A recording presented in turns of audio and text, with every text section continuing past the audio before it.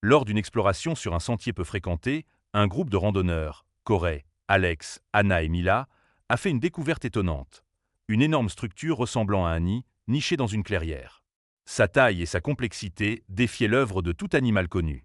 En s'approchant prudemment, ils ont entendu une faible voix humaine demander de l'aide depuis l'intérieur, transformant leur randonnée en une mission de sauvetage inattendue. La journée du groupe a commencé comme d'habitude, avec une excitation évidente lors de leur rituel matinal. Réunis au départ du sentier, leur souffle visible dans l'air frais de l'aube, ils se sont préparés pour une nouvelle aventure mémorable. Mila, toujours aventureuse, proposa de suivre un chemin peu fréquenté, ce qui suscita des réactions partagées, mais finit par convaincre ses amis de lui faire confiance. Sous la lueur dorée du soleil levant, le groupe se lança sur le sentier. Le chemin moins fréquenté serpentait à travers des collines ondulées, offrant un mélange de scepticisme et de promesses. Mila mena la marche avec confiance, racontant des anecdotes sur la brousse et cherchant à valider son choix de route inexplorée. Au fur et à mesure que la lumière du soleil filtrait à travers les arbres clairsemés, le charme unique de la brousse commença à conquérir même les membres les plus sceptiques du groupe. Anna admit sa beauté inattendue, et les autres acquiescèrent. L'enthousiasme de Mila était contagieux, alors qu'elle montrait des oiseaux et des petits animaux, ajoutant de la merveille à leur voyage. Les environs sereins incitèrent le groupe à se remémorer leur randonnée passée. Des souvenirs chaleureux, comme la découverte d'une cascade l'été précédent, provoquèrent des rires et renforcèrent leur connexion. La tranquillité de la brousse, avec son silence, contrastait avec leurs aventures plus ardues et offrait un changement rafraîchissant. À mesure que le soleil montait dans le ciel, la brousse se transformait, révélant des panoramas vibrants et une faune en éveil.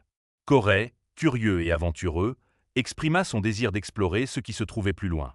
Son excitation se communiqua au groupe, les incitant à avancer davantage sur le sentier et à plonger dans le mystère qui les attendait. Leur randonnée prit un tournant inattendu lorsque Corey aperçut une forme étrange au loin. Le groupe se rassembla, intrigué par la structure nichée parmi les arbres. En s'en rapprochant, sa conception inhabituelle et sa taille immense soulevèrent des questions et des théories sur son origine. En approchant du nid, les randonneurs se retrouvèrent captivés par sa construction complexe, qui échappait à toute explication simple. Les théories allaient de l'installation artistique à un abri oublié. Malgré leurs réflexions, la structure demeurait une énigme, suscitant à la fois de l'émerveillement et de l'inquiétude. Debout devant le nid imposant et tressé, le groupe ressentait un mélange d'admiration et de réticence. Il était différent de tout ce qu'ils avaient rencontré, sa taille et sa complexité suggérant un but délibéré mais mystérieux. Les questions se multipliaient parmi eux, approfondissant le mystère.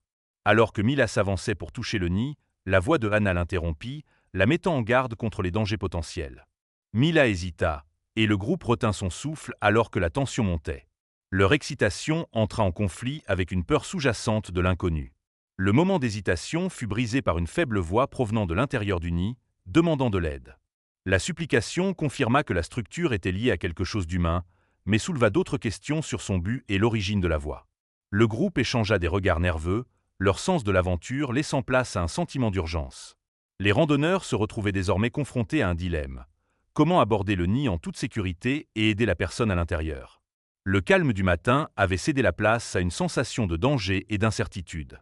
Leur randonnée tranquille s'était transformée en une mission de sauvetage, et le nid devenait un symbole de l'inconnu qu'ils allaient affronter. Une voix faible émergea du nid, murmurant « Aidez-moi ». Les mots étranges restèrent suspendus dans l'air, provoquant un frisson chez le groupe.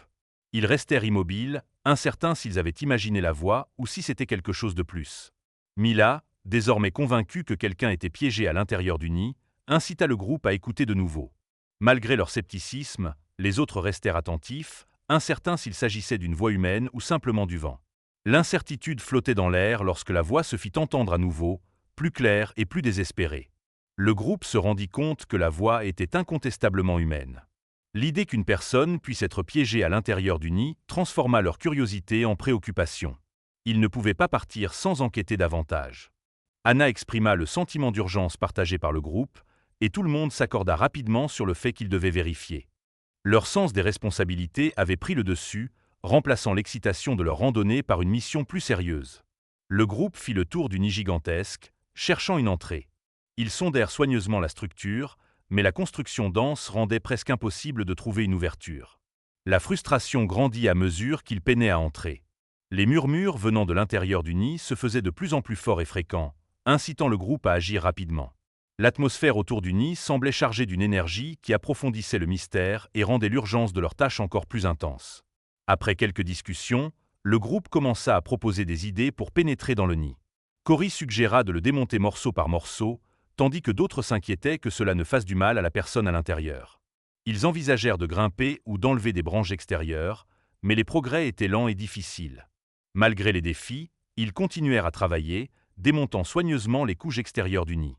Au fur et à mesure de leur travail, la voix devenait plus faible, ses supplications devenant plus sporadiques, mais la détermination du groupe ne faisait que croître. Finalement, Cory suggéra qu'ils se séparent pour chercher de meilleurs outils, estimant que des équipements plus efficaces étaient nécessaires pour pénétrer dans le nid. Après quelques hésitations, le groupe accepta, et Cory et Alex partirent chercher le matériel nécessaire, laissant Anna et Mila près du nid. Leur absence fut un moment de tension, les deux amies restant anxieuses près de la mystérieuse structure. Avec détermination, Alex déplia son petit couteau de poche et commença à découper soigneusement la couche extérieure du nid. La tâche semblait décourageante. Le couteau semblait presque insignifiant face à la structure imposante du nid. Cory, observant l'inutilité de leurs efforts, exprima une prise de conscience grandissante. « Cela pourrait être plus qu'une simple barrière physique, » dit-il pensivement. « Il pourrait y avoir quelque chose de plus complexe en jeu ici. » Ces paroles laissaient entendre qu'il y avait un mystère plus profond à découvrir.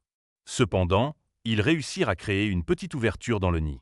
Leur persévérance paya enfin lorsqu'ils enlevèrent suffisamment de couches pour créer une ouverture. En jetant un coup d'œil à l'intérieur, ils découvrirent une vue étonnante, un petit perroquet coloré perché à l'intérieur. Les plumes vibrantes de l'oiseau se détachaient nettement du sombre intérieur du nid. Un instant, ils restèrent sans voix, regardant cette découverte inattendue. Le perroquet pencha la tête, le regard curieux, avant de, à leur grande surprise, parler d'une voix claire et humaine, répétant exactement la même demande d'aide qu'ils avaient entendue plus tôt. Le groupe échangea des regards abasourdis, incapables de croire ce qu'ils venaient de voir. Comment un perroquet pouvait-il imiter la parole humaine avec autant de précision? La voix qu'ils avaient suivie tout ce temps venait de l'oiseau, et le mystère du nid prenait une tournure extraordinaire. Ils restèrent figés dans un silence incrédule, tentant de comprendre l'impossibilité de ce qu'ils étaient en train de vivre. Tandis que le groupe reprenait lentement ses esprits, ils approchèrent le nid avec prudence. Mila, d'une main douce, saisit le perroquet pour le sortir du nid sans lui faire de mal. Ils décidèrent rapidement qu'ils devaient emmener l'oiseau dans un centre de faune sauvage pour lui offrir les soins nécessaires, éventuellement le rendre à son propriétaire légitime. Leur priorité était désormais guidée par la compassion. En chemin vers la sortie de la forêt, le groupe réfléchit à l'incroyable tournure que leur randonnée avait prise. Ce qui avait commencé comme une simple aventure en plein air s'était transformé en une mission de sauvetage imprévue, révélant un mystère bien au-delà de ce qu'ils auraient pu imaginer. La découverte du perroquet, avec sa capacité étrange à imiter la parole humaine, élargissait leur compréhension du monde naturel. Tout au long du chemin du retour, le groupe échangea des conversations animées, revenant sur les événements de la journée. Ils s'émerveillèrent de la capacité du perroquet à imiter la parole, et l'oiseau intervenait parfois, ajoutant des phrases qui donnaient un aspect surréaliste à leur discussion. La voix du perroquet leur rappelait la nature étrange et mystérieuse du monde qui les entourait. Lorsqu'ils arrivèrent dans une zone avec une couverture téléphonique, ils contactèrent immédiatement les autorités locales de la faune. Alex expliqua les détails de leur découverte, décrivant l'incroyable capacité du perroquet à parler et la confusion qu'ils avaient initialement ressentie. Les autorités, intriguées par leur histoire, leur demandèrent de conduire l'oiseau dans un centre de faune sauvage voisin pour qu'il soit évalué et soigné. Le centre de faune sauvage était animé lorsqu'ils arrivèrent, mais tout sembla s'arrêter dès qu'ils apportèrent le perroquet. Le personnel se réunit autour d'eux, s'émerveillant des couleurs vives de l'oiseau et de sa capacité à parler comme un humain. L'excitation monta lorsqu'un membre du personnel examina soigneusement l'anneau au pied du perroquet. Après quelques moments de réflexion, ils annoncèrent que l'oiseau était bien enregistré et avait un propriétaire. Cette révélation entraîna une effervescence d'activité pour contacter le propriétaire, apportant le groupe un peu plus près de résoudre le dernier morceau du puzzle. Une fois les informations d'enregistrement du perroquet confirmées, le personnel du centre contacta immédiatement le propriétaire. L'appel fut accueilli par un déluge de soulagement et de joie. Le propriétaire cherchait son perroquet disparu depuis des semaines, et le groupe put sentir la gratitude dans sa voix, même au téléphone. Peu de temps après, le propriétaire arriva au centre, son visage illuminé par l'anticipation. Ils racontèrent l'histoire de la façon dont le perroquet, connu pour sa remarquable capacité à imiter la parole, s'était accidentellement échappé de la maison. L'affection du propriétaire pour l'oiseau était évidente dans chaque mot, remplissant la pièce de chaleur et de soulagement tandis qu'ils expliquaient l'incident.